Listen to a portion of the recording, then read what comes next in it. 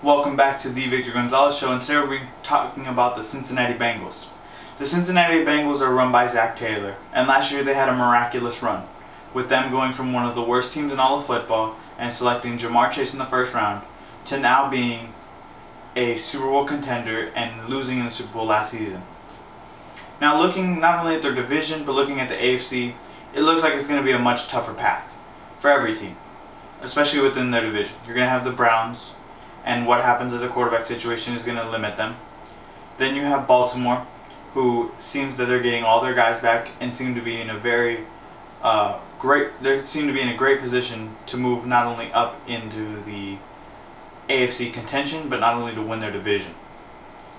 Now looking at the Bengals, what have they done to improve themselves and try to stiff arm the Ravens from getting up there? You have Joe Burrow, you have Brandon Allen at your quarterbacks, same as before. You have Joe Mixon, Shamazi Perine as your main two backs, and Chris Evans as your number three. At receiver, we know you have Ja'Marr Chase, T. Higgins, Tyler Boyd, and then behind them you have guys like Mike Thomas and Trent Taylor, with losing a guy like Auden Tate, who wasn't really a big name, but actually did a couple nice things for them. Then at tight end you have Hayden Hurst, losing C.J. Osmwa, who was very good for them. And then you have Drew Sample behind him, and you have Thaddeus Moss and Mitchell Wilcox as your four tight ends. And then your O-line, which was really the main sticking point for this Bengals offense last season. You have Jonah Jackson, you have Jackson Carman, you have Ted Karras, you have Alex Kapka, and Lyle Collins. Tristan Wirfs is the Bucs right tackle, but Lyle Collins is now the new Bengals right tackle. Now with Alex Kapka coming from Tampa Bay, it's going to make Joe Burrow's job that much easier. You could see that as one of those guys who came in for Tampa Bay last year, he played very well, and Lyle Collins has shown he can be a very good, young, promising right tackle. Jonah Jackson was very good at left tackle, was a decent left tackle for the Bengals last year. Wasn't the main problem. Jackson Carman probably is the worst offensive lineman on this O-line, and with that, there's still room for improvement on this offensive line, especially on your left and your center. Ted Karras, who was with Miami last year, who also was one of the worst O-lines. But with him and Jackson Carman, you can hope for some improvement there.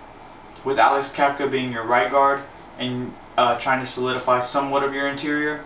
And with Joe Burrow not being able to move as much as other young quarterbacks such as Lamar Jackson, Josh Allen, guys like that, it does show that them getting very good tackles is going to be good for him, but really focusing on that interior offensive line is where Joe Burrow is going to need a lot of help, just like what teams do with Brady in Tampa Bay.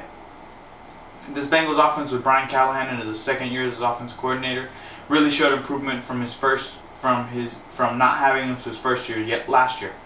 And now with that, you have your main three: Joe Burrow, Joe Mixon, and Ja'Marr Chase, with T. Higgins being one of the most underrated receivers in all football.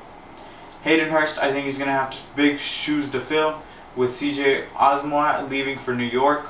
It's not something that will be mainly talked about, but when a tight situation would come down, Joe Burrow had two options. He had C.J. and he had T. Higgins. Ja'Marr Chase is a very good first and second down receiver, but on those third down possession type of catches, he was really looking for T. Higgins and C.J. Jamar's one of those guys who can take over a game.